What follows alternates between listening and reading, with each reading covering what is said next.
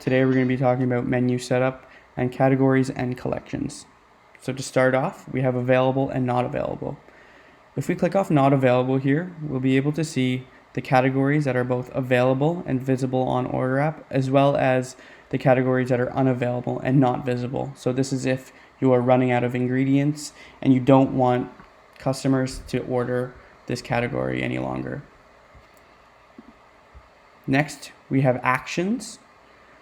So these are different actions you can do for the categories. So say you want to assign a category to a menu, simply click that action, click which menu you want it to be assigned to, click the category you want to assign to that menu, and then press save.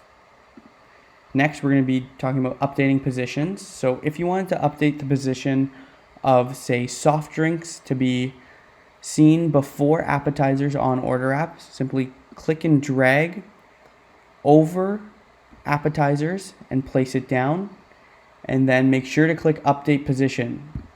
If you don't click that, then it will not save. So it says done, this update sequence successfully, and as this updates, you now see soft drinks is in position 1 and appetizers is in position 2.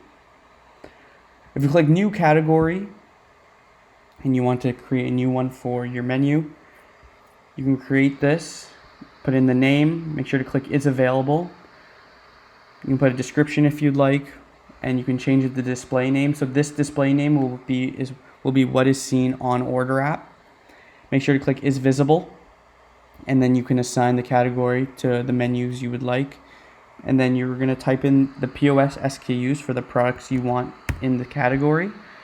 So I'll click charboiled hamburgers, for example, and simply click create, and it will be created for you and it will be visible on Order App. Lastly, we're going to be talking about editing current categories.